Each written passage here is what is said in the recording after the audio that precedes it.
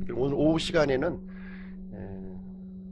예수님의 12제자 중에서 네 번째 시간 요한에 대해서 함께 살펴보는 시간을 갖도록 하겠습니다. 다 같이 마태복음 10장 말씀을 한번 보시겠습니다.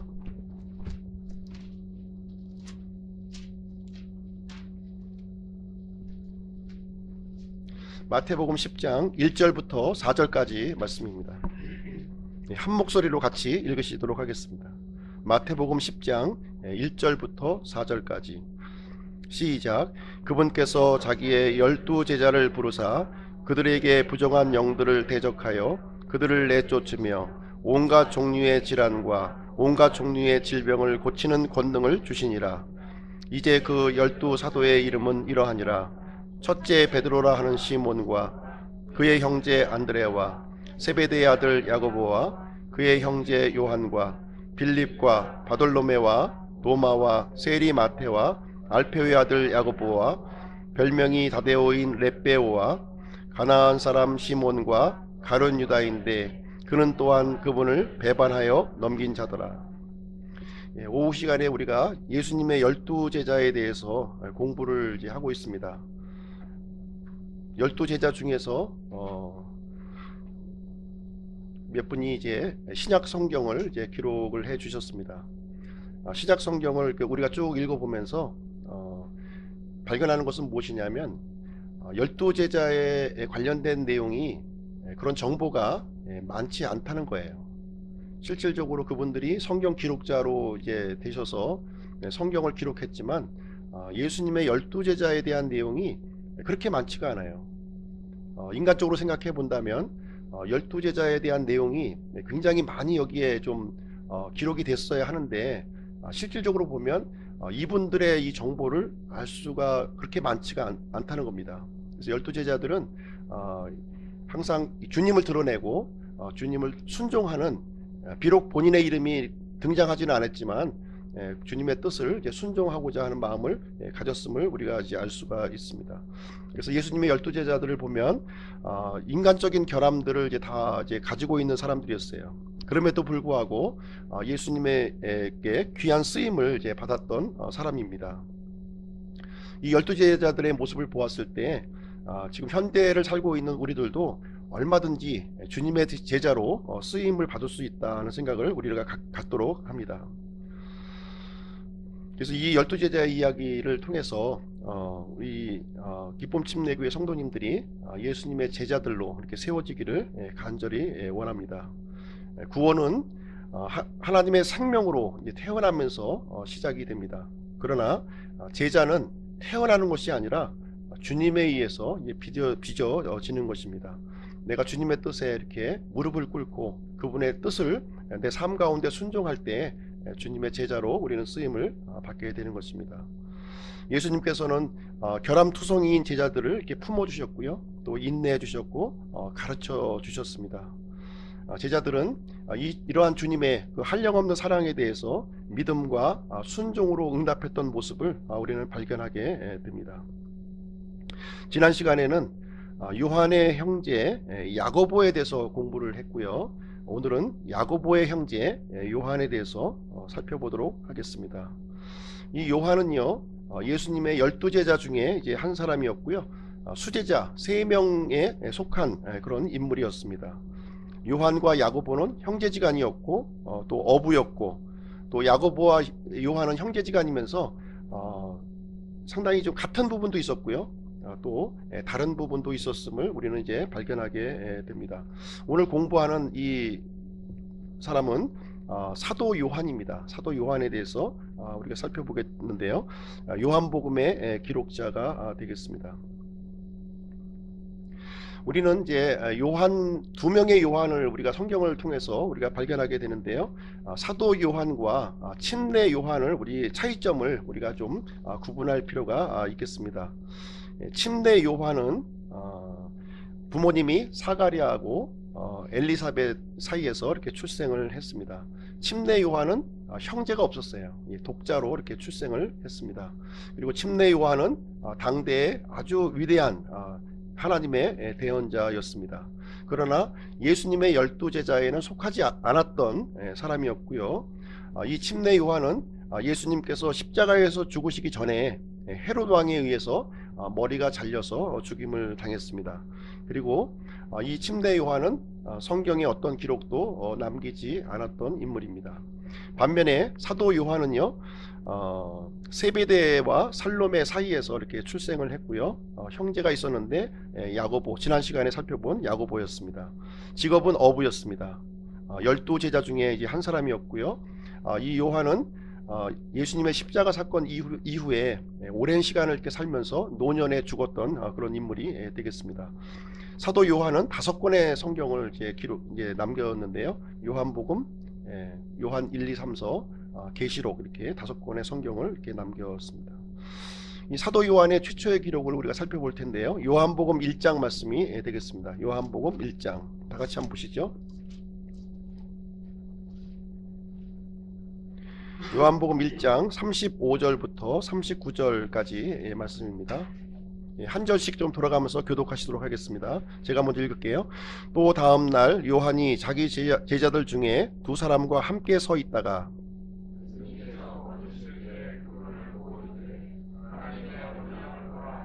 그 2제자가 그의 말을 듣고 예수님을 따르거늘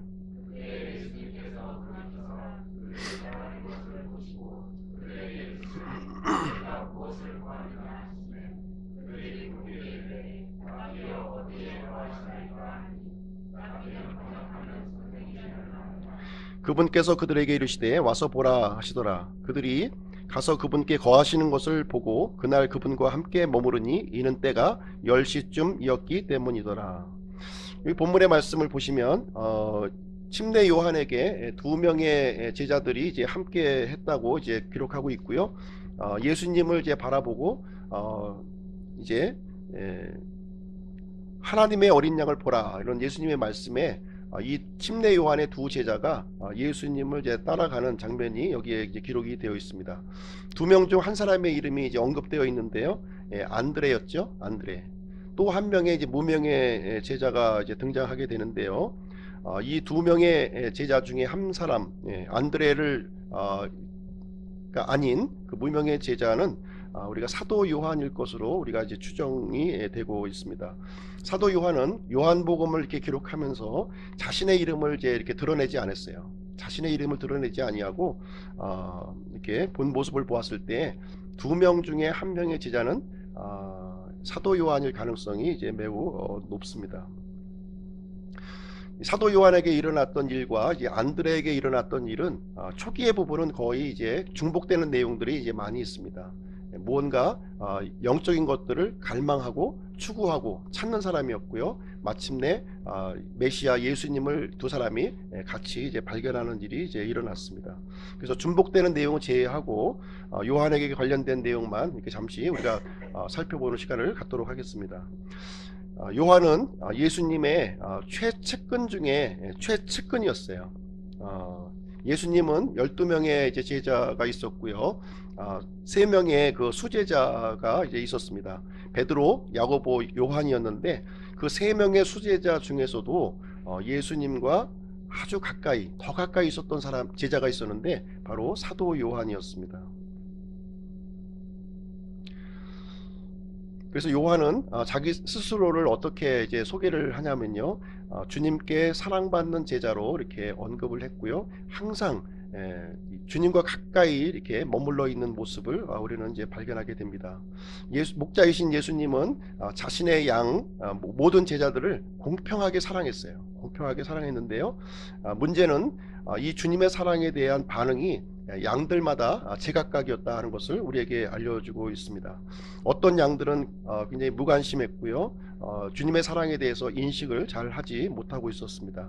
어떤 양은 주님의 사랑에 대해서 적극적으로 이렇게 반응하는 모습을 이제 우리가 보여주게 됩니다. 우리가 자녀들 여럿을 이제 데리고 있는 그 경우가 많이 있는데, 그럴 경우에 부모의 사랑에 대해서 이렇게 적극적으로 반응하는 그 자녀가 있고요. 또 부모의 사랑에 대해서 이렇게 크게 이렇게 냉담하게 이렇게 반응하는 자녀들이 있는 것을 우리는 보게 됩니다. 문제는 이제 주님께 있는 것이 아니라 이제 양들에게 있었던 것이죠. 그러나 이 사도 요한은 주님의 사랑을 확신하고 있었다는 거예요. 확신하고 있었습니다. 그리고 주님과 더욱더 친근한 자리에 있기를 이제 간절히 원했던 모습을 요한을 통해서 우리는 살펴볼 수가 있습니다.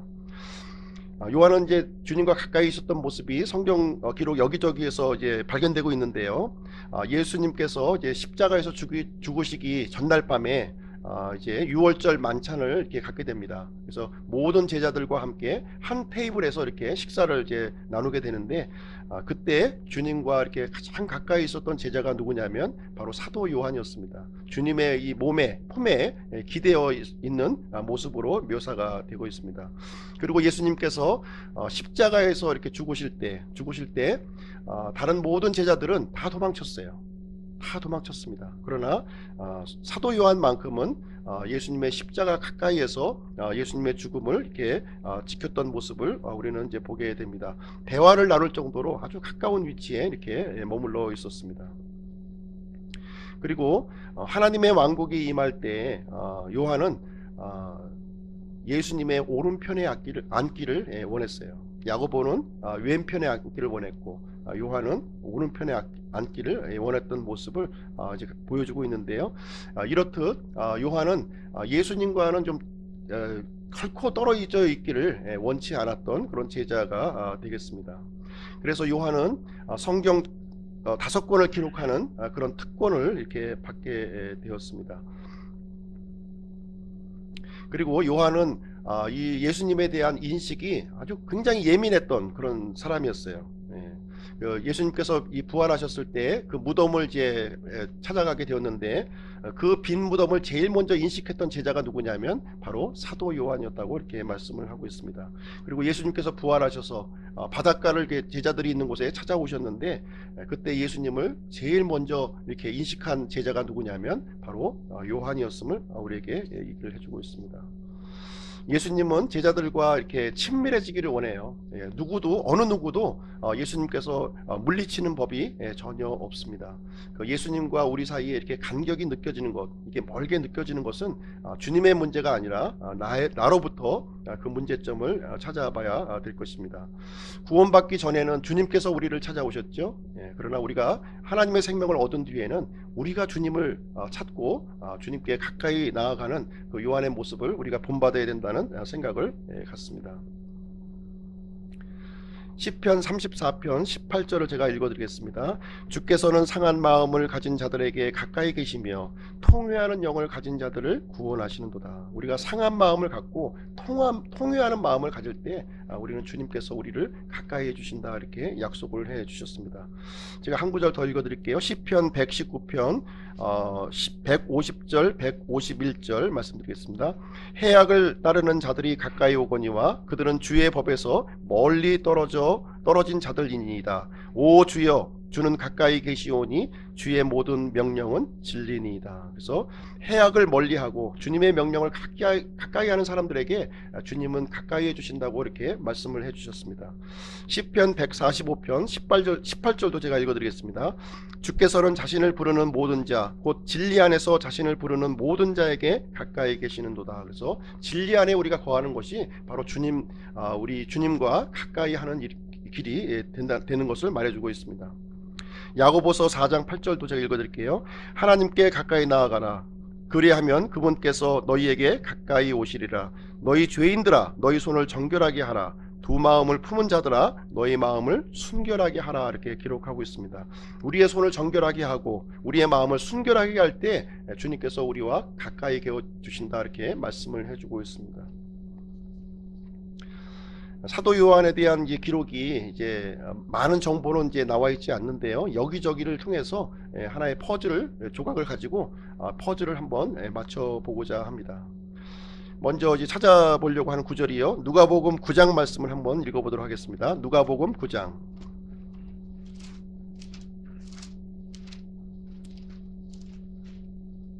누가복음 9장 49절 50절 말씀입니다.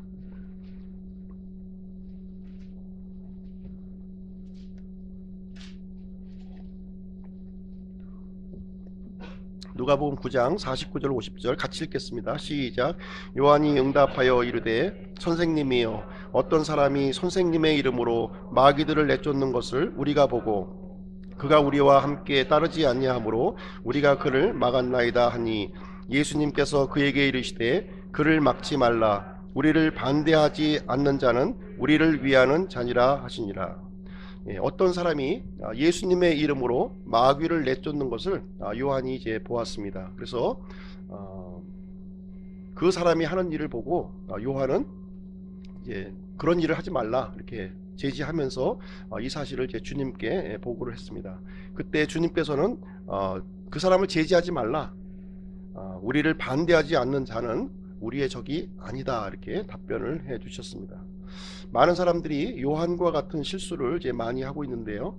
우리 진영에 속하지 않았다는 이유를 가지고 적으로 간주하는 경우가 굉장히 많이 있습니다. 우리 편이 아니라고 생각을 하고요. 이런 것은 잘못된 생각이라고 이렇게 주님께서는 우리에게 말씀을 해주고 있습니다. 주님의 일을 반대하고 있지 않다면 우리가 적으로 간주할 필요가 없다고 하는 사실입니다. 내가 속한 집단, 내가 하는 방식만 주님의 일을 하는 것이라고 이렇게 고집할 필요는 없다는 것입니다. 하나님께서는요, 다양한 방법으로, 다양한 사람을 통해서 주님의 일을 진행해 나가고 계십니다. 그리고 이제 요한의 기록을 이렇게 살펴보시게 되면 항상 요한은 12제자 중에서 요 한 제자하고 같이 꼭 붙어서 다니는 모습을 우리는 이제 보게 됩니다. 마치 짝꿍과 같은 제자예요. 투캅스에 나오는 그 형사처럼 항상 이 사도 요한은 이 제자하고 같이 붙어 다니는 거예요. 항상 짝꿍처럼. 그 모습을 볼 수가 있는데 누구냐면 바로 베드로예요. 베드로와 함께 이렇게 짝꿍처럼 이렇게 붙어 다니는 모습을 성경 기록 여기저기에서 우리는 살펴볼 수가 있습니다. 예수님께서 돌아가시기 전에 6월절 그 장소를 만찬을 이렇게 행할 장소를 이렇게 언급하실 때 이 베드로와 요한이 그 장소를 이렇게 찾는 장면이 기록이 되어 있습니다. 그리고 예수님을 배반할 제자가 누구냐 이렇게 얘기를 하는데 이때에도 베드로가 예수님 옆에 품에 있었던 요한에게 그게 누구냐 하고 이렇게 요한에게 물어보는 장면도 이렇게 언급이 되고 있고요. 그리고 예수님께서 이렇게 죽으셨던 그 무덤에 이렇게 갔을 때에도 베드로와 요한이 함께 그 무덤에 달려갔습니다.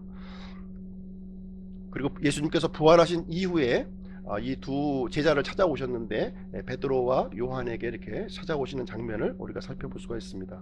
사도행전 기록을 통해서도 여전히 베드로와 요한은 이렇게 짝꿍처럼 이렇게 다니는 모습을 볼 수가 있는데요. 성전에서 이렇게 안전뱅이로 구걸하던 사람을 이제 고치는 장면에서도 베드로와 요한이 이제 함께 있는 모습을 우리는 보게 됩니다. 그리고 사도행전 4장에서 보면 베드로와 요한은 또 복음을 전하다가 함께 또 감옥에 갇히는 일을 이제 하게 됩니다. 그래서 요한과 이 베드로는 항상 파트너처럼 짝꿍처럼 세트로 이렇게 움직이는 모습을 성경 기록을 통해서 우리가 살펴볼 수가 있습니다. 세 번째로 이 사도 요한은 천둥의 아들로 불렸던 그런 제자였습니다. 지난과에서 우리가 살펴보았죠. 야고보와 요한은 천둥의 아들이라고 하는 그런 별명을 이제 갖고 있었습니다. 이 두 사람은 성질이 이제 굉장히 급했던 거예요. 주님을 이렇게 반대하는 사람들을 보면 아주 그냥 마치 불독처럼 이렇게 아주 공격적으로 이렇게 행동하는 그런 사람이었습니다. 지난주에 사마리아 지방에 방문했을 때 예수님을 영접하지 않는 그런 모습을 보고 하늘에 이 번개를 내려서 다 불태워 버렸으면 좋겠다고 이렇게 말하는 장면을 이제 볼 수가 있었습니다. 그 당시에는 이 사람들은 이제 이 분노의 영에 이렇게 사로잡혀 있었고요. 이 자제력이 좀 부족한 그런 모습을 이렇게 보여주었습니다. 원수를 향한 주님의 사랑이 무엇인지 이해하지 못하는 사람이었습니다. 그러나 나중에 시간이 흘러서 요한은 요한복음을 이제 기록하게 되는데 AD 한 90년경에 이제 요한복음이 기록된 것으로 이제 나와 있습니다. 요한복음을 통해서 이제 보게 되면 주님이 왜 이 세상에 오셨는지 그 이유를 정확하게 이해하고 있는 모습을 요한복음을 통해서 우리는 이제 발견할 수가 있습니다. 한번 관련 구절을 한번 찾아볼게요. 요한복음 3장 17절 말씀입니다. 요한복음 3장 17절.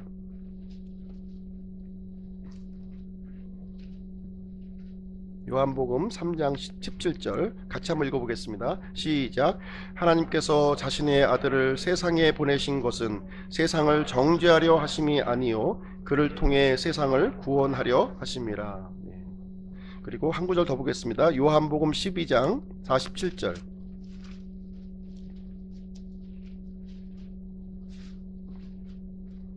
같이 읽겠습니다. 시작. 사람이 내 말들을 듣고 믿지 아니할지라도 내가 그를 심판하지 아니하노라. 나는 세상을 심판하러 오지 아니하고 세상을 구원하러 왔노라. 요한일서 4장도 한번 보시겠습니다. 요한일서 4장.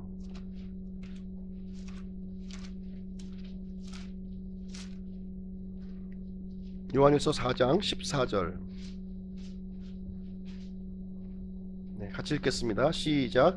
아버지께서 아들을 세상의 구원자로 보내신 것을 우리가 보았고 증언하노니. 그래서 예수님이 세상에 어떠한 목적으로 오셨는지 요한 자신이 내가 증인이다 이렇게 표현을 해주고 있습니다. 지혜로운 사람은 실수를 절대로 하지 않는 완벽한 사람이 아닙니다. 지혜로운 사람도 실수하고 넘어지는 일을 하게 되는데요. 지혜로운 사람의 특징은 무엇이냐면 자신의 실수를 통해서 배우는 사람이라는 거예요. 비록 넘어지기도 하고 비록 실수도 하지만 그것을 통해서 배우는 사람이 지혜로운 사람이라고 말하고 있습니다. 요한은 많은 실수를 했고요.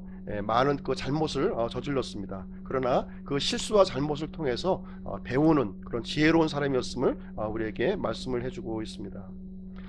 천둥의 아들이라고 하는 뜻은 무엇이냐면 자신의 뜻에 동의하지 않는 사람들은 번개로 날리는 사람이에요.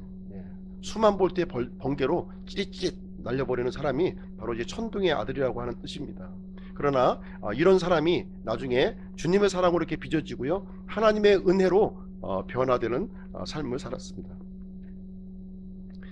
어느 정도로 변화가 되었는지 우리 요한일서 펴놓은 김에 한번 같이 한번 읽어보도록 하겠습니다. 요한일서 4장 7절로 21절 한번 읽어보겠습니다. 요한일서 4장 7절로 21절. 좀 길기는 한데요. 한번 요한이 어떻게 이렇게 그 노년에 하나님의 사랑의 사람으로 변화가 되었는지 요한일서의 말씀을 통해서 이 언급되는 이 사랑을 통해서 우리는 이제 발견할 수가 있습니다. 7절부터 21절인데요. 한 절씩 한번 교독을 하도록 하겠습니다. 사랑하는 자들아, 우리가 서로 사랑하자. 사랑은 하나님께 속한 것인즉 사랑하는 자마다 하나님에게서 나서 하나님을 알고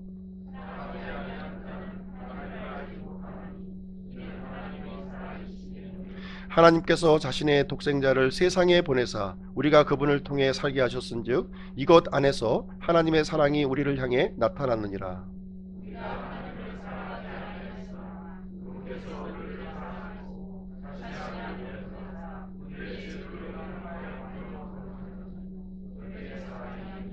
사랑하는 자들아, 하나님께서 우리를 이처럼 사랑하셨은즉 우리도 서로 사랑하는 것이 마땅하니라.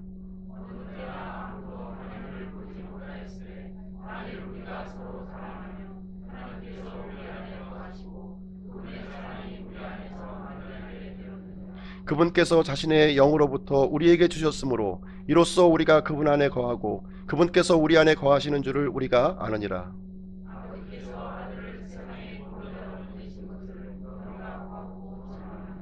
예수님께서 하나님의 아들이심을 시인할 자가 누구든지 하나님께서 그 안에 거하시고 그도 하나님 안에 거하느니라.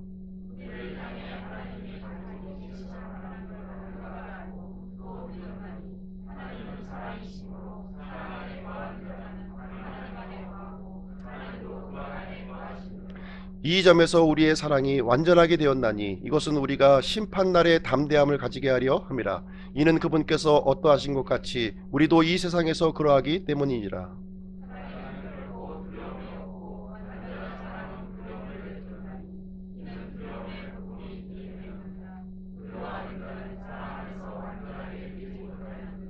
우리가 그분을 사랑함은 그분께서 먼저 우리를 사랑하셨기 때문이라.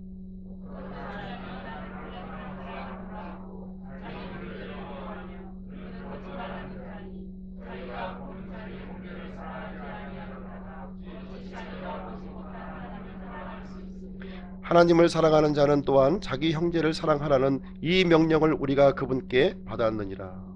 예. 이 요한일서를 보면서 천둥의 아들이었다 이 사람이 이런 생각 드십니까? 이 번개를 막 이렇게 날리는 사람이었다고 생각이 드세요? 완전히 주님의 사랑으로 이 변모가 되었고 사랑으로 이렇게 변모된 이 모습을 이 성경 기록을 통해서 우리는 살펴볼 수가 있는 것입니다. 그리고 요한은 진리편에 이렇게 섰고요. 또 진리 밖에 있는 것들은 또 미워했습니다. 진리를 사랑했고 거짓을 미워하는 그런 특성을 이제 갖고 있었는데요. 이 천둥의 아들이라고 불렸던 이 성격이 다른 쪽으로 지금 바뀌어진 모습을 우리는 이제 발견할 수가 있는 것입니다. 비진리, 거짓된 것에 대해서는 여전히 번개를 날리는 사람이었어요. 만약에 잘못된 것을 보고 하나님 앞에 불의한 것을 보았다면 계속 이 천둥을 날리는 그런 성격은 결코 잊지 않았습니다. 요한은 악을 미워했고요, 거짓을 이렇게 대적하는 그런 진리편에 섰던 사람이었습니다. 그래서 이 요한은 사도 바울이 이제 갈라디아서의 기록을 보시게 되면 이 세 사람을 이 초대교회의 기둥으로 이렇게 언급하고 있는데요. 야고보, 베드로, 요한을 이제 기둥으로 이제 여겼습니다. 기둥 같은 그런 그 제자를 이 세 사람 중에 요한을 이제 언급하고 있습니다. 건물에 있어서 가장 중요한 것이 바로 기둥이에요. 기둥이 없으면 건물이 이제 무너지고 마는 건데요. 요한은 초기 교회가 생성될 때 이 기둥과 같은 중요한 인물이 되었음을 우리에게 말씀을 해주고 있습니다. 요한의 후기 생애에 대해서 좀 이제 말씀을 드리도록 하겠습니다. 우리가 아는 한 요한은 순교하지 않은 유일한 제자였습니다. 약 한 90세 내지는 95세 정도 이제 살았던 것으로 이렇게 되는데요. 1세기 말경에 노년으로 이렇게 죽음을 이제 당했습니다. 로마의 트라이안 황제의 초기 재위 기간에 이렇게 노년으로 죽은 것으로 이렇게 기록이 되어 있습니다. 요한은 순교하지 않았지만 많은 박해를 받았던 그런 사람입니다. 사도행전 4장에서 기록되었는데요. 복음을 전하다가 이제 베드로와 이제 감옥에 갇히는 일이 있었고요. 그리고 사도행전 5장에서도 다른 사도들과 함께 복음을 전하다가 또다시 감옥에 갇히는 그러한 일을 경험했습니다. 그 외에도 계속해서 복음을 전하면서 감옥에 갇히는 것을 두려워하지 아니하고 하나님의 말씀을 선포했던 사람이 바로 요한이었습니다. 전승에 따르면 정확한 기록은 아닌데요. 요한은 로마로 보내졌고요. 도미티안 황제의 명령으로 끓는 가마솥에 이렇게 던져졌다고 그럽니다. 그러나 거기서 기적이 일어났고 아무런 해도 당하지 않았다는 기록이 이제 되어 있습니다. 우리가 이 부분을 우리가 확신할 수는 없지만 주님께서는 자신의 자녀들을 놀라운 방법으로 보호하신다고 하는 사실입니다. 하나님께서는 요한을 위해서 이렇게 일을 해주셨고요. 요한은 하나님을 위해서 열심히 자신의 맡은 사명, 사역을 감당했던 사람이었습니다. 그리고 요한은 마지막에 반모섬이라고 하는 그런 작은 섬에 유배되었다는 내용이 계시록에 언급이 되어 있습니다. 이 반모섬에서 이제 하나님의 계시를 이제 받았고요. 요한 계시록을 거기에서 기록을 했습니다. 하나님께서는 요한에게 미래에 일어날 수 있는 이 놀라운 일들을 요한에게 알려주셨고요. 그것을 성경으로 기록하게끔 이렇게 해주셨습니다. 요한은 제자들 중에서 가장 마지막에 이렇게 죽었던 사람이에요. 제일 먼저 죽은 사람이 누군가요? 자신의 형제 야고보가 제일 먼저 죽임을 당했습니다. 하나님께서는 각각의 제자들에게 다른 계획을 갖고 계시다는 거예요. 어떤 제자는 일찍 죽게 하셨고 어떤 제자는 늦게까지 이렇게 살면서 하나님의 일을 감당하도록 이렇게 해주셨습니다. 하나님께서는 야고보를 향한 계획이 또 있으셨고요. 또 요한을 향한 계획이 각각 다르게 있으셨다고 하는 사실입니다. 또한 이 시간에 우리가 이 자리에 있는 우리들도 하나님께서는 각자에게 다른 계획을 갖고 계시다고 하는 사실입니다. 하나님께서 다른 사람을 다루신 것처럼 똑같은 방법으로 나를 다룰 것이라고 생각하셔는 아니 되는 것입니다. 다른 사람에게 일어나지 않았던 일들이 나에게 일어날 수 있고, 다른 사람에게 일어났던 일들이 나에게 일어나지 않을 수가 있는 것입니다. 하나님께서는 우리 각자의 사람들에게 무엇이 최선의 삶인지 그것을 알고 계시고 그 길로 우리를 인도해 나가고 계십니다. 그래서 우리가 해야 할 일은 무엇이냐면 주님을 신뢰하는 거예요. 주님을 신뢰하고 주님께 우리의 마음을 고정하고 또 주님의 뜻을 따르는 것, 그것이 가장 중요한 일입니다. 다른 사람의 일에 대해서 우리가 감나라 판나라 이렇게 관여할 일이 아닙니다. 주님께서 나를 인도하시는 그 방법대로 내가 인도함을 받고 그 믿음의 삶을 살면 되는 것입니다. 사도 요한의 생애를 이제 쭉 우리가 살펴보았는데 어떤 생각이 드십니까? 요한의 모습을 통해서 나의 모습을 또 발견할 수 있나요? 또 나의 모습을 통해서 요한의 모습을 또 우리가 발견할 수가 있겠습니까? 요한에게 좋은 점도 있었고 또 나쁜 점도 있었어요. 그러나 하나님께서는 이 좋은 점을 또 이렇게 개발하시고 또 나쁜 점을 가지고서도 주님을 위해 놀랍게 쓰임을 받을 수 있도록 요한을 인도해 주셨습니다. 하나님께서는 이 시간에도 역시 신실한 사람을 이렇게 부르시고 있다고 하는 사실입니다. 하나님께서는 겸손한 사람을 부르고 계십니다. 그리고 하나님께서는 하나님의 뜻에 기꺼이 순종하려는 사람을 부르시고 있다고 하는 사실입니다. 그래서 하나님의 부르심에 기꺼이 응답하는 삶이 바로 제자의 삶인 것을 우리에게 알려주고 있는 것입니다. 그래서 오늘은 이제 요한에 대해서 함께 살펴보았습니다. 제가 기도하고 마치도록 하겠습니다.